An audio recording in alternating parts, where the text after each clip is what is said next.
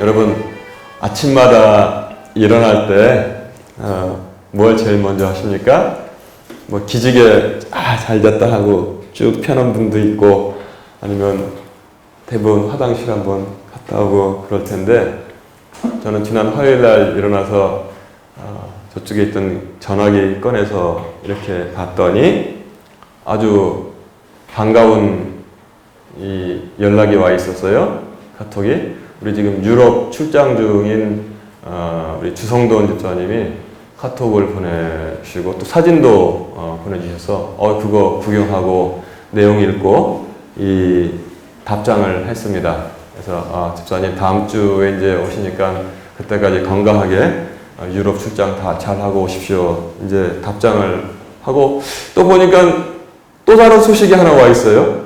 그래서 이것도 뭔가 봤더니 저는 그 보낸 카톡의 발신자를 눈으로 확인하고 제가 잠시 출렁했습니다. 공공대학교 병원에서 저한테 연락을 보냈어요. 그래서 제가 그거를 클릭해서 봤더니 김무량님 내일 10월 언제 4시에 아무개 교수님 진료 예약되어 있습니다. 제가 2주 전에 올라가서 MRI를 찍고 왔거든요. 그게 무슨 뜻입니까, 그게? 항상 찍고 그 교수님이 내가 볼 때는 이상 없는 것 같다고 이상이 있으면은 사실은 이제 그거를 또 자기가 이렇게 집도의로서 보지만 영상의학과에서 정밀 이렇게 판독을 하고 그 다음에 이상이 있으면 연락을 하겠습니다. 항상 이렇게 했단 말이에요. 금년에도 자꾸 교수님이 내가 볼 때 이상이 없는 것 같은데 혹시 이상이 있으면 방사선 치료부터 다시 시작을 해야 될 것 같습니다. 그래서 저는 항상 괜찮았으니까 괜찮겠지. 또 하나님께서 치료해 주신 것이니까 하고 왔는데 병원에 4시에 진료 예약이 됐으니까 뭐라는 거예요. 그게 무슨 뜻입니까, 그게? 다른 게 없죠. 재발됐다는 얘기죠. 자, 침대 발치에 속옷만 입고 앉아서 가만히 생각을 했습니다. 다시 치료를 받는 것은 너무 힘들다. 그래서 나도 조금만 더 가면은 그래도 사람들이 말하는 거 한 바퀴 도니까 그래도 그냥 이대로 가야겠다라고 마음을 그쪽으로 기운 다음에 그 다음에 시간 기다려서 전화를 제가 해봤습니다. 그랬더니 그거 예약이 돼 있는데요. 그 해당과로 제가 돌려드리겠습니다. 그러더라고요. 그래서 해당과에 돌려줘서 전화를 기다렸더니 간호사가 갔더니 예약이 돼 있는데 저는 지지난주에 갔다 왔는데요. 교수님한테 물어본다고 그랬더니 전화 수화기에 놓고선 한참 있다고 하더니 뭐 또 하더니 컴퓨터로 한참 뭐 툭툭툭 치는 소리가 나요. 그래서 제가 알아봤더니요. 이상이 있는 게 아니고 그 수납하는 직원이 실수로다가 다음번 진료비까지 결제를 했대요. 제 카드를 가지고. 그러니까 그 직원이 워낙 친절해가지고 MRI 찍고 간 분들은 1주나 2주 있다 보더라. 그래가지고 자기가 예약을 또 해준 거래요. 그러니까 이 출렁거리는 게 지나갔어요. 물론 제가 이제 그 문자 받자마자 침대 발치에 앉아서 속옷만 입은 채로 하나님 손을 제가 딱 얹고 모든 거 주님께 맡깁니다. 근데 다시 치료받고 싶지는 참 힘드네요. 치료해 주실 줄로 믿습니다. 내가 지난주에 말씀을 전했는데 아버지께서 이 시간도 바꿔주실 줄로 믿고 치료해 주실 줄로 믿습니다. 기도하고 그러니까 그런 결론이 난 거예요. 그래서 저도 사람인지라 잠시 출렁했었습니다. 그런데 그 순간에 모든 게 의미가 없어진 게요. 제가 지난 10월 9일 날 권사님 기억하실 겁니다. 권사님들 모시고 저기 두륜산에 소풍을 갔거든요. 근데 차에 이 베어링이 고장이 나서 그렇게 소음이 심하더란 말입니다. 저는 그냥 타려고 했더니 권사님이 목사님 이 차 점검 좀 고쳐야 되겠어? 그래요. 응? 응? 소리가 너무 심하다고. 그래서 그 다음날 가서 제가 또 고쳤단 말입니다. 계속 순번대로 고장나니까 이대로 가다가 차를 전부 다 새 걸로 갈겠구나 해서 그 전날 중고차 사이트도 보고 또 그 다음에 신차는 아주 초장기 할부를 하면 어떻게 되는지 다 검색을 하고 가는데 아침에 일어나서 그 소식이 들어오니까 중고차고 신차 같은 아무런 의미가 없어요. 아니 무슨 옷이 찢어지건 뭐 뚱뚱하거나 아무런 의미가 없는 거예요. 아무런 의미가. 오로지 이게 지금 재발됐구나. 초발보다 재발이 더 무섭단 말이에요. 재발됐구나.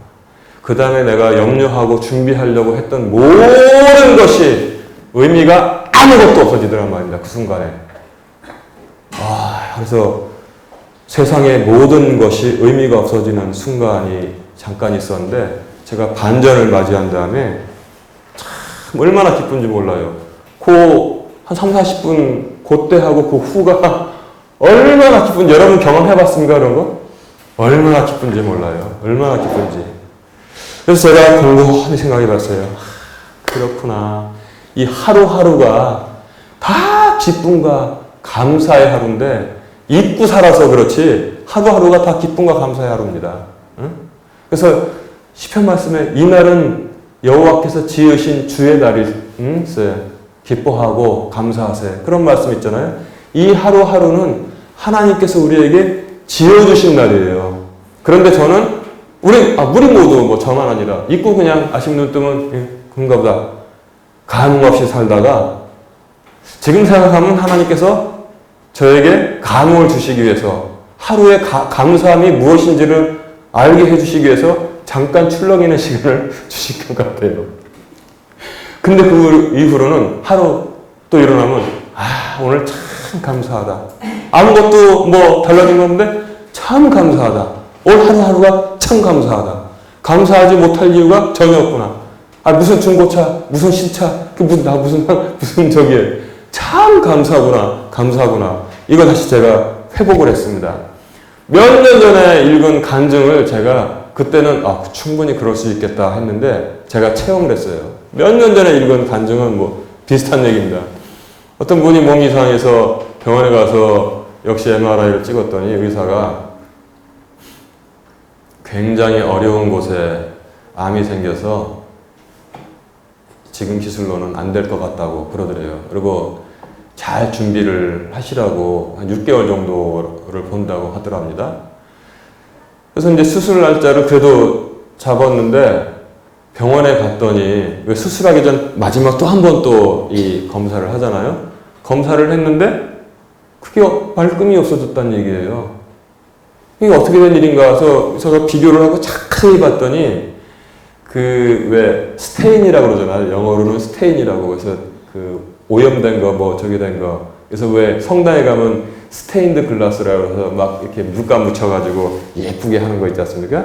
그래서 우리가 쇠도 뭐 스테인레스, 스테인이 없는 거, 그러면 녹이 안 슬잖아요. 그게 화면에 묘하게 그 자리에 묻어 있었다는 거예요. 그래가지고 정말 죄송하다 그러고 당신은 아주 건강합니다. 그러니까 선생님 죄송한 게 무엇입니까? 너무 감사합니다. 그리고 밖으로 병원 밖으로 발을 들었는데 세상에 얼마나 아름답게 보이고 감사하지 않을 게 아무것도 없더래요. 모든 게 감사로 충만하고 공기 자체도 막 감사하고 그러더랍니다. 제가 그래서 정말 그럴 수 있겠다 했는데 제가 지난 화요일날 잠시 경험을 했어요. 모든 게 감사합니다. 감사하지 않을 것이 아무것도 없습니다. 그리고 또 우리가 예수 믿는 것 외에는 중요한 것이 별것 없다는 사실을 여러분 꼭 기억하시기 바랍니다. 평범한 날들에서 기쁨과 감사를 할 수 있는 믿음을 여러분들도 회복하시기 바랍니다. 사람들은 병이 치료되면 감사해요. 완치됐다 그러면 우리 얼마나 감사합니까? 그런데 다른 분들은 감흥이 없어요. 그런데 생각 이렇게 돌려서 한번 해보십시오. 여러분, 제가 지금 건강을 누리고 있잖아요. 저처럼 아주 어려운 수술 받고 건강 회복한 것을 누리고 싶습니까? 아니면 그런 것 없이 그냥 건강을 누리고 싶습니까? 똑같단 말입니다. 어떻게 보면 더 좋은 것을 하나님께서 주셨는데 감사를 못하고 저는 감사를 할 수 있단 말이에요. 왜냐하면 어려운 처지에 들어갔다 나왔기 때문에.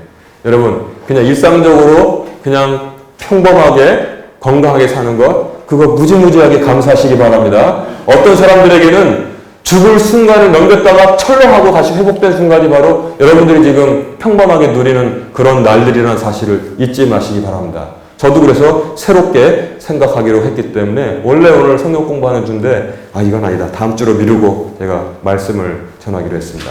오늘 말씀 빌립보서 4장 4절부터 7절까지의 말씀을 보면은 7개 문장으로 딱 되어 있는데 이 말씀이 얼마나 강력한지를 여러분 우울하고 걱정되고 슬프고 세상에 다 끝난 것 같고 너무나 분노가 치밀어올 때 이 말씀을 읽으십시오. 7개 문장 간단합니다. 그러나 강력한 능력을 가지고 여러분들의 심령을 순간에 회복시켜 놓을 것이라고 저는 확신을 합니다. 여기에 접속사가 딱 2개밖에 쓰인 거 없습니다. 영어 성경에는 but 그리고 and 2가지밖에 없어요. 우리말로는 근데 그렇게 그러나 그리고라고 해석되지 않고 매끄럽게 됐기 때문에 거기 녹아져 있는데 but하고 and로 연결된 7개의 문장이 얼마나 강력하게 여러분들 회복을 시키는지 체험해 보시기 바랍니다. 아주 강력한 소망의 말씀이 있기 때문에 그렇습니다. 여기 말씀 보면은 항상 주를 항상 기뻐하라 이렇게 나와 있는데 항상 기뻐하라가 키워드 제일 중요한 말씀이에요. 핵심 요점 항상 기뻐하라 항상 기뻐하라. 번역에 따라서는 항상 기뻐하라가 맞는데 또 어떤 경우에는 어떠한 일이든지 기뻐하라 이렇게 나와 있습니다. 기뻐하라. 이 빌립보서 누가 썼습니까? 누가 기록했어요? 사도 바울이 기록했습니다. 그럼 빌립보서니까 어떤 교회에다가 편지를 쓰는 거예요? 이 빌립보서는? 빌립보 교회 당연하죠. 빌립보 교회에 사도 바울이 쓴 거예요. 그러면 한번 우리가 이것을 이렇게 연결시켜 봅시다. 항상 기뻐라고 했는데 빌립보 교회가 뭔가? 그렇구나. 그게 어렴풋이 생각이 나. 빌립보에서 있었던 사건 사도행전 16장을 보시기 바랍니다. 사도행전 16장을 보면은 빌립보에서 있었던 기가 막힌 사건이 소개되고 있습니다. 어떤 사건이 있었어요? 바울과 실라가 빌립보에 들어가서 전도하려고 이렇게 했더니 냇가에 갔더니 마침 거기 여인들이 모여 있더라. 그래서 주의 복음을 전했더니 그 중에 박물장수하는 물감장 옷 염색하는 루디아라는 여인이 사도 바울에게 그 설교를 듣고 뭐라고 말했냐면 선생들이여 그대들이 만약에 나를 예수 믿는 자로 알거든 우리 집에 들어와서 유하십시오 이랬어요. 여러분 선교하러 어느 성에 이방성에 들어갔는데 어디 갈 데가 없는데 묵을 데도 없는데 제일 중요한 게 어디예요? 도와주는 사람이잖아요. 근데 복음이 안 들어가는 곳에 복음을 듣더니 이 능력 있는 여인 비즈니스워먼 루디아가 그 말씀을 듣고 우리 집에 들어와서 여기서 유하면서 선교 사업을 하라고 했습니다. 얼마나 감사해요. 하나님께서 예비하신 것이죠. 그래서 그 다음날 또 복음을 전하러 갔는데 귀신, 옛날 성경에 귀신이라고 되어 있는데 정확히는 뭐냐면 점치는 영, 즉 마귀입니다. 마귀에 사로잡힌 어떤 소녀 하나가 뒤를 쫓아다니면서 이 사람들은 지극히 높으신 하나님의 구원의 길을 온 세상에게 전파하러 다니는 자들이다 하고 쫓아다녔어요. 그러니까 흔히 하는 말로 성가시잖아요. 그래서 그 악한 마귀에게 악한 영에게 꾸짖어서 예수 이름으로 쫓아내서 그 영이 떠났습니다. 그랬더니 그 소녀가 아주 온전하게 됐습니다. 그랬더니 그 소녀 하나, 마귀 들린 소녀 하나를 가지고 점을 치면서 그렇게 돈을 벌고 있었던 주인들이 많았어요. 공동소유. 이게 무슨 주식회사도 아니고 아주 악한 일이 그 도시에 그 소녀에게 이루어지고 있었던 것입니다. 그가 해방이 되었더니 그 주인들이 자기들의 이 수입의 소망이 끊어진 줄 알고 이 바울과 실라를 고소해서 근데 관원들이 잡아가지고 일단 묻지도 않고 그냥 두들겨 팬 다음에 감옥에다가 쳐넣습니다. 자, 그랬더니 그날 밤에 흠씬 두들겨 맞은 바울과 실라가 어떻게 했어요? 한밤중에 주를 찬양하고 찬미했습니다. 그랬더니 껌껌한 감옥에서 다른 죄수들이 그 소식을, 그 소리를, 찬양하는 소리를 듣고 있었다고 했습니다. 그랬더니 갑자기 온문이 흔들리고 옥토가 흔들리면서 지진이 나가지고 모든 게 다 열렸어요. 그랬더니 하여튼 여기는 관원들이고 뭐고 성질 급한 사람들만 빌립보에 살고 있었나 봐요. 죄수들이 도망한 줄로 알고 칼을 빼어 자결하려 하거늘 바울과 실라가 소리질러서 내 몸을 상하지 말라. 우리가 모두 여기 있다. 했더니 그제서야 횃불을 가지고 가서 딱 보니까 그대로 앉아있단 말이에요. 그러니까 다 무릎을 꿇고 아주 유명한 말을 내렸잖아요. 뭐라고 했습니까? 선생들이여, 내가 어떻게 하면 구원을 받으리이까? 주 예수를 믿으라. 그리하면 너와 내 집이 구원을 받으리라 했습니다. 유명한 핵심적인 질문에 핵심적인 답을 해 주었습니다. 그래서 그날 밤에 간수가 두 분을 모시고 나가서 자기 집에 식구들을 다 깨우고 깨끗하게 씻고 상처에 기름을 바르고 그 다음에 세례를 받고 모두 여자성의 침례를 받고 그 다음에 뭐예요? 식사를 하면서 기쁨이 그 집에 충만했다고 성경이 전하고 있지 않습니까? 우리가 생각해 볼 수 있는 건 뭐예요? 아하! 빌립보 교회가 이제 시작됐구나. 몇 가정이 모였어요, 거기에? 루디아 가정. 또 한 가정 있잖아요. 누구네 가정? 간수의 가정.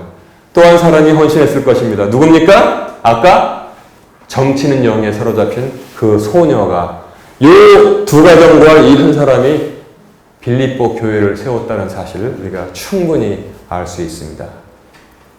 이 빌립보 교회에 지금 바울이 이 빌립보서를 쓰였을 때 바울의 위치는 어디 있었어요? 바울이 어디서 썼습니까? 로마의 감옥에서. 감옥하고 아주 인연이 많습니다. 감옥하고 인연이 많아요. 그 빌립보 교회에 이제 로마에서 서신을 썼는데 이것이 빌립보서인데 항상 주를 기뻐하라. 그렇게 말하고 있어요. 빌립보 성도들은 바울이 항상 기뻐했다는 사실을 체험을 한 사람들입니다. 왜 체험을 했어요? 간수의 가정, 나중에 빌립보 교회의 기둥이 됐는데 그가 안에서 흠씬 두들겨 맞고 감옥에 갇혀서 찬양하고 있었다는 사실을 분명히 그는 기억하고 있습니다. 들었어요. 그들은 체험을 했고 그들은 또한 이제는 빌립보 서신을 통해서 권면을 받고 있습니다. 체험도 하고 권면도 받고 있습니다. 이것이 바로 복음의 능력인 것입니다. 모든 것을 얻었기 때문에 내가 잠시 매를 맞고 내가 잠시 감옥에 갇힌 것 중요한 것이 아니라는 사실을 바울과 실라는 알고 있었기 때문에 그렇습니다. 고린도후서 6장 10절 그러한 우리의 직분에 대해서 어떻게 말씀하고 있냐면 근심하는 자 같으나 항상 기뻐하고 가난한 자 같으나 많은 사람을 부유하게 하며 아무것도 없는 자 같으나 모든 것을 소유한 자로다. 그렇게 말씀했습니다. 근심하는 자 같으나 왜 근심해요? 내일 뭘 먹을까? 그 걱정하는 게 아니라 어떻게 하면 주의 말씀대로 살까? 여러분 그 근심 해본 적 있어요? 근데 우리는 엉뚱한 근심은 하루에 많이 해요. 1년 내내 합니다. 그런데 어떻게 하면은 주의 뜻을 따라서 살까? 근심은 거의 0.1%입니까? 요즘 애들 하는 말로 1도 안 합니까? 하지 말라는 근심은 100으로 하는데 하라는 근심은 1도 안 하고 삽니까? 그러니까 힘들죠. 여러분, 하지 말라는 근심은 하지 마시기 바랍니다. 아멘? 하지 말라는 근심은 하지 마세요. 그리고 하라는 것은 하세요. 우리가 애들 키울 때 저도 어머니한테 많이 엉덩이 맞으면서 부모들 하시는 말씀이 뭐예요? 이놈의 자식아, 하지 말라는 것은 좀 하지 말란 말이야. 공부 좀 하라는데 왜 안 하냐? 항상 그걸요. 야단 맞는 게 하지 말라는 것은 왜 하냐? 그리고 하라는 공부는 왜 안 하냐? 그거 어렸을 때 딴 거 뭐 있어요? 딴 거? 딴 게 있습니까? 우리 지금 똑같잖아요. 하지 말라는 것은 왜 이렇게 염려하냐? 하라는 근심은 왜 안 하냐?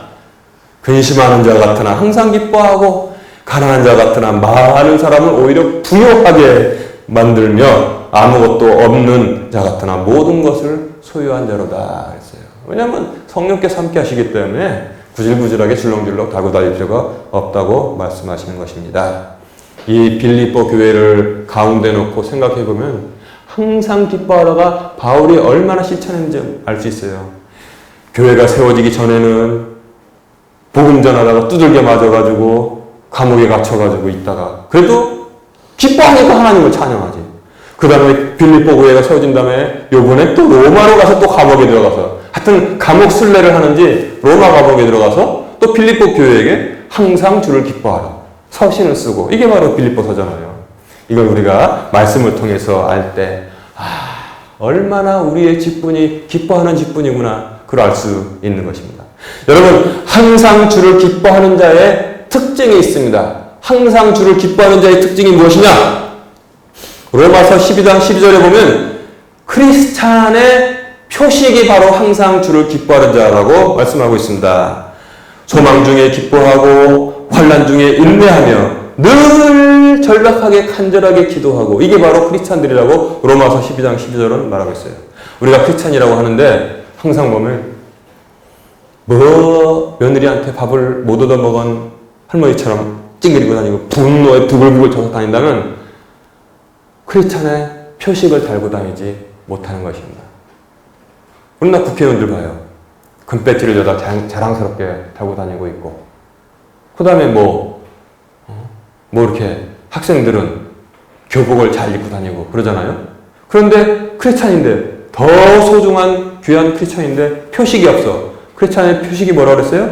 항상 주를 기뻐하는 것이 크리스찬의 표식이라고 제가 말씀드렸습니다.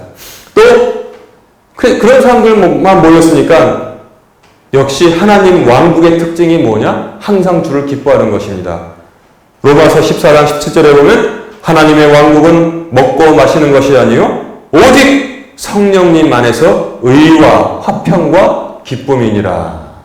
아하, 크리스찬의 특징은 항상 주를 기뻐하는 것. 그런 사람들이 쫙 모였으니까 하나님의 왕국 항상 기뻐하는 것. 먹고 마시는 데 있는 것이 아니라 오직 성령님 안에서 의와 화평과 기쁨이니라.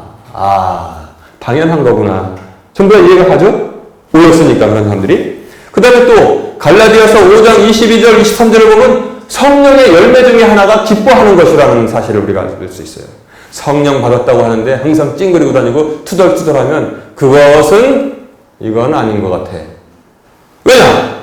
갈라디아서 5장 22절 23절 보니까 그러나 성령의 열매는 사랑과 기쁨과 화평과 오래 참음과 부드러움과 선함과 믿음과 온유와 절제니 이 같은 것을 대적할 법이 없느니라 그랬어요. 성령의 열매 중에 하나가 뭐냐면 기뻐하는 거구나. 성령의 열매 없는 사람은 성령 못 받은 거구나. 그렇게 알 수 있어요. 기뻐하지 않으면 크리스찬의 표식이 없는 거구나 알 수 있습니다. 기뻐하세요. 무슨 일이 있는지 모르지만 저는 많은 것도 있고 모르는 것도 있지만 기뻐하지 않을 일이 하나도 없다는 사실을 여러분 기억하시기 바랍니다. 무슨 어려운 일을 만났는지 모르지만 우리가 주 예수를 우리가 심령 안에 가진 자로서 하나님의 자녀로 택함받은 자로서 그 무슨 대단한 큰 일인지 모르지만 기뻐하지 못할 일이 하나도 없다는 사실을 여러분 꼭 기억하시기 바랍니다. 기뻐하라는 말씀을 제가 전했고 두 번째 뭐냐면 아무것도 염려하지 말라고 전하고 있습니다. 바울이 여러분 아무것도 염려하지 말라. 바울은 예수님 생전에 이 세상에 공생이 하실 때 만나본 적이 있습니까? 없습니까? 성경 말씀 통해서 보면은 없어요. 없어. 12제자는 예수님 따라다니는데 바울은 만나본 적이 없습니다. 그러면 바로 그 즉시로 예수님의 말씀이 성경으로 기록됐을까요? 안 됐을까요? 신학 공부해보면 아는데 그 당시에 기록되지 않았습니다. 그 후에 기록됐어요. 그런데 만나본 적도 없고 따라다닌 적도 없고 성경 읽어서 구해서 읽어본 적도 없는데 바울이 예수님의 말씀을 알고 있었을까요? 몰랐을까요? 알고 있었습니다. 어떻게 보면 아무것도 염려하지 말라. 이게 유명한 마태복음 6장에 있는 말씀 아닙니까? 너희는 내일 일을 염려하지 말라. 내일 일은 내일이 염려할 것이요 오늘 고생은 족하다. 이렇게 주님께서 말씀하셨고, 목숨을 위해서 무엇을 마실까, 무엇을 먹을까 염려하지 말라. 이것은 이방인들이 구하는 것이요, 하늘에 계신 너희 아버지께서는 너희가 무엇을 필요로 한지 모든 것을 알고 계신다. 이렇게 말씀해 주셨는데, 바울이 바로 이 말씀을 지금 빌립보서에서 인용하고 있다는 사실을 우리가 알 수 있습니다. 또 확장하면은 로마서든지 모든 성경을 읽어보세요. 바울처럼 복음서를 정확하게 해석하고 구약도 정확하게 이해해서 그것을 접목시켜서 다시 바울 서신을 쓴 사람이 없다는 사실을 우리가 알 수 있어요. 바울이 가장 복음서를 정확하게 이해한 사람 중에 한 사람이라는 사실을 우리가 알 수 있습니다. 그래서 예수님의 말씀을 잘 알고 있었다는 사실입니다. 여러분, 아무것도 염려하지 말라. 제가 화요일날 잠깐 출렁하면서, 여러분 사람 출렁합니다. 제가 그냥 겁이 많아서 출렁한 게 아니라 그래도 우연하게 밖에서 몰랐어요. 아무도. 안으로만 잠깐 왜 재발했나 보다 생각했지. 근데 출렁하는 것은 모든 사람에게 하나님께서 다 이해하시는 거예요. 사람이 기계입니까? 출렁하지요. 응? 근데 염려는 하지 말아야 돼요. 염려하지 않는 것은, 제가 이 화요일날 아침에 많은 걸 깨달았는데, 연습을 해야 된다. 훈련을 해야지 염려하지 않게 된다는 사실을 알게 됐습니다. 여러분, 아무것도 염려하지 않는 연습을 하시기 바랍니다. 아무것도 염려하지 않는 연습을 하시기 바랍니다. 딱 앉아 있잖아요. 사람의 머리는 그렇게 됐대요. 원래 70%는 부정적인 생각으로 가만히 놔두면 의식이 흐르게 되어 있답니다. 30%는 긍정적으로 잘 되겠지라고 흐르게 되어 있다는 거예요. 그런데 70%가 이깁니까? 30%가 이깁니까? 이 70%가 이겨요. 그래서 믿음이 필요한 것입니다. 만약에 긍정적으로 생각하는 것이 70이 되고 모든 사람이 다 그렇다는 거예요. 부정적으로 생각하는 것이 30이라면은 바울이 이 말씀 안 해도 사람들은 항상 웃고 다녀. 잘 되겠죠? 아이고, 야, 웃고 다니면 잘 됩니다. 전부 다 그러고 다녀요. 속을 미쳤나? 온 세상 사람들이 내일은 더 좋습니다. 네, 이러고 다닌단 말이에요. 그러나 70%는 부정적으로 흐르게 되어 있고 30%는 긍정적. 근데 이게 이기질 못해요. 70%가 염려와 근심을 넣어주는데, 이것이 바로 의사들 표현으로는 자연적인 현상이다라고 말하고 있고, 성경은 믿음의 결여 때문에 그렇다고 알려주고 있습니다.